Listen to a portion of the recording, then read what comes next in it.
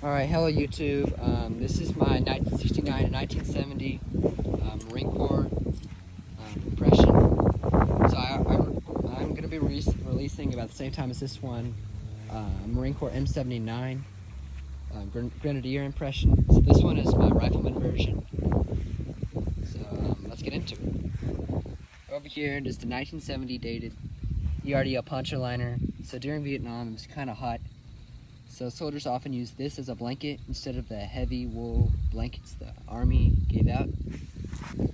So, pretty cool. Just a Marine Corps HBT hat.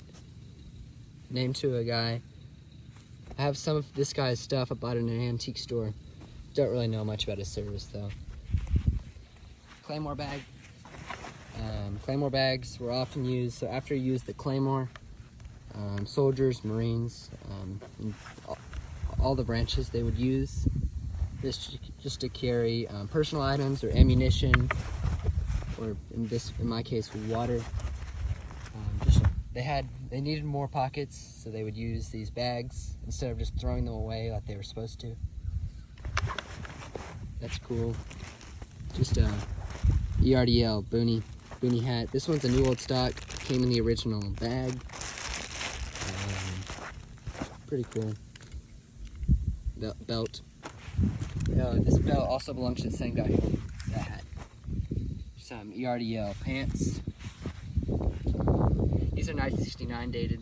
So the ERDL camouflage was the standard camouflage pattern used by the Marines in 1969. So in late 1968, they started transitioning from the OD green and camouflage. They started with the Marines and certain Army units. And Navy SEALs and all of them, they started issuing this ERDL camouflage pattern. So this is the green dominant version. This is the brown dominant. You see more green dominants used during the war. However, you do see some brown dominants. You even see it mismatched sometimes. So over here, I'll show my helmets off too. This is just a reproduction helmet I did. I graffitied it a while ago.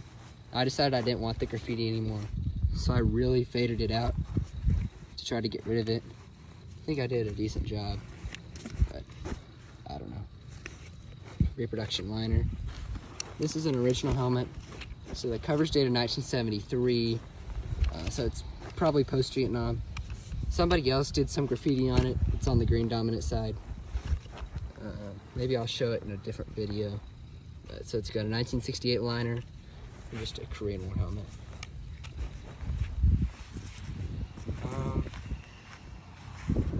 Over here, just got some OG 107 pants. I need to get some jungle pants, but just don't have any yet. Some bandoliers for the M16. This one is a 1970 dated bandolier.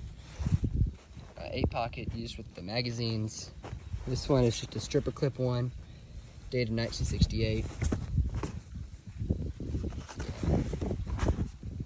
Gas mask.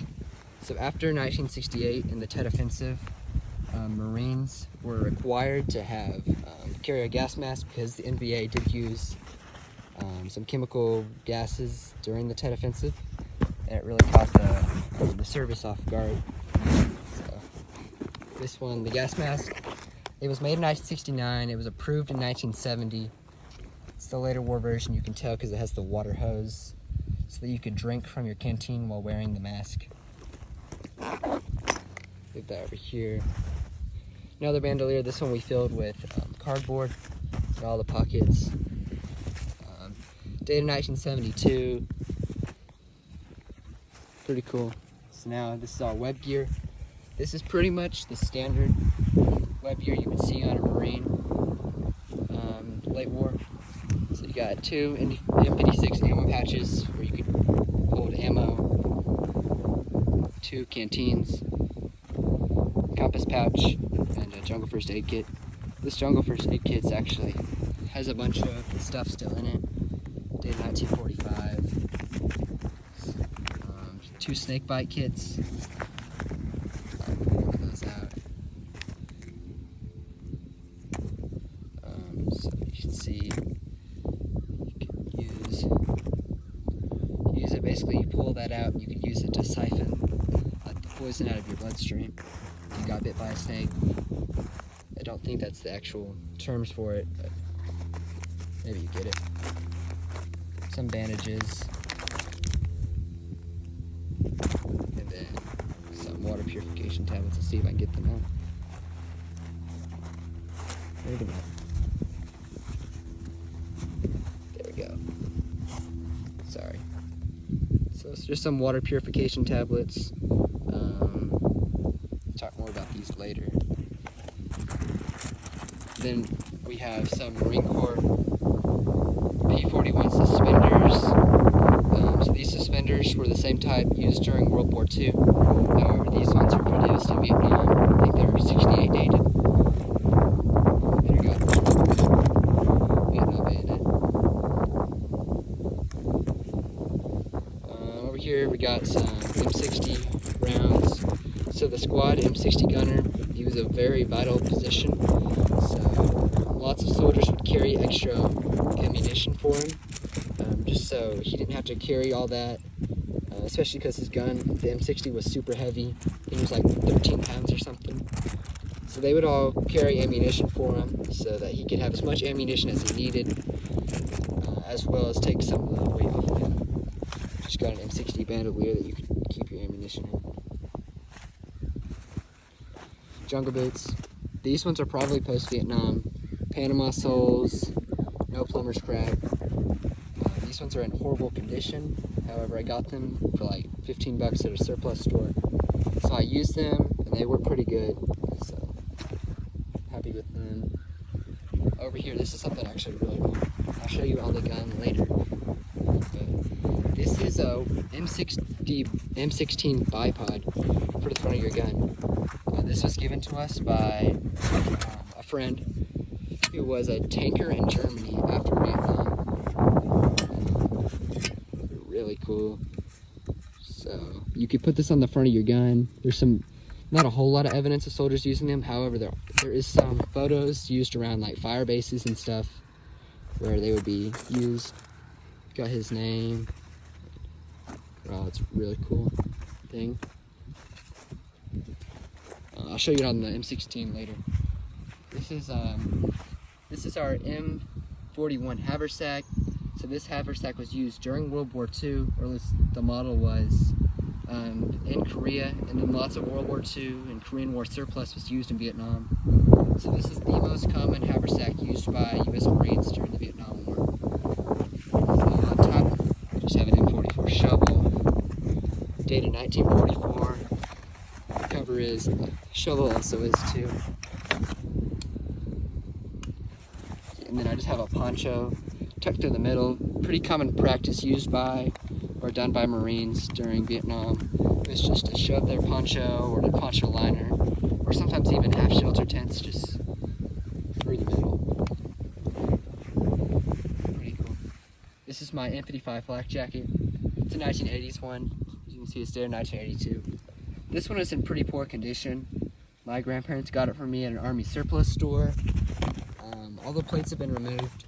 However, they got one of their friends to put cardboard in there and then stitch it back together. So it works pretty good.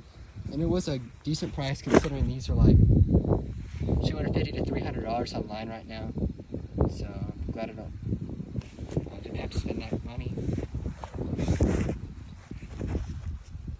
Some lube for a gun. I don't think soldiers would actually carry this. Probably more like in a Jeep or on base or something. But my brother wanted me to show it. Carabiners, got on Amazon. M16 mag. This one's actually a Vietnam era one.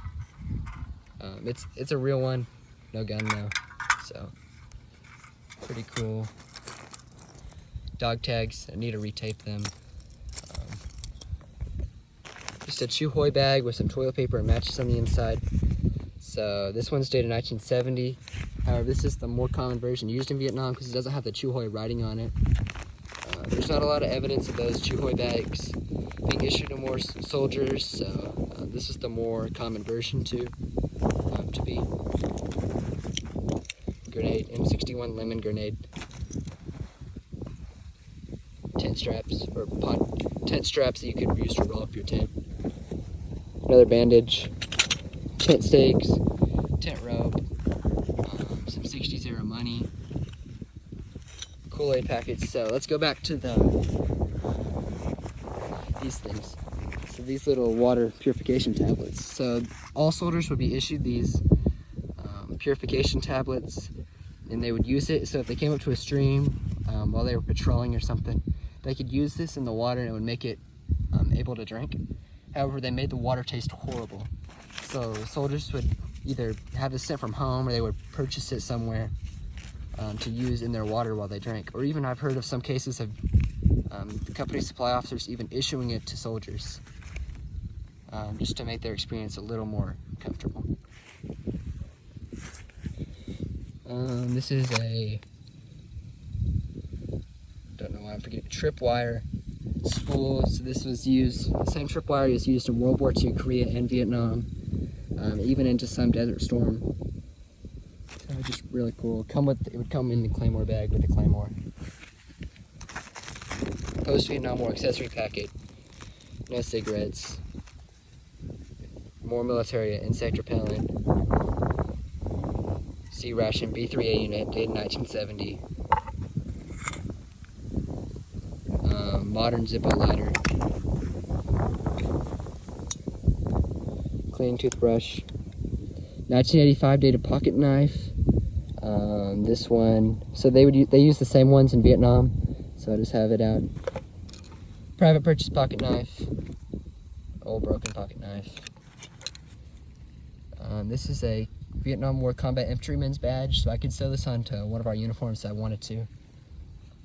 Sunscreen, toilet paper, sugar, shaving brush, matches. So you get issued the stripper clips, right? I'll put up a picture of what a stripper clip is if you don't know. But you could put it on the magazine, so you can easily feed it into there. So that's cool. Anti-burn ointment and a bottle opener and some 60-0 letters. And a Crown Royale bag. So you could buy these Crown Royale at Eagle Beach or just on the PX market. So a lot of times soldiers would keep the bags because they weren't really issued a bag for their personal items. They kind of just shoved them in their pockets or in the bottom of their pack. So there are some cases of soldiers using these to store their supplies. I think it's kind of overdone though, so you just have it out. 1969 dated canteen with the gas mask hose adapter.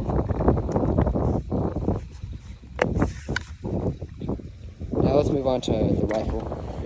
So this is an airsoft gun. This is a Colt Airsoft M16 we got on eBike.com. Pretty accurate replica with the early war tip. Again, this is an airsoft gun, YouTube. So yeah, we got that. Now I'm going to show you what the bayonet looks like on it. So here's what the bayonet looks like on the rifle. It's really cool. Now I'll show you what the tripod looks like on it. Here's the bipod on it. So you could use it to so if you were up on the ground, you could use it to steady your aim.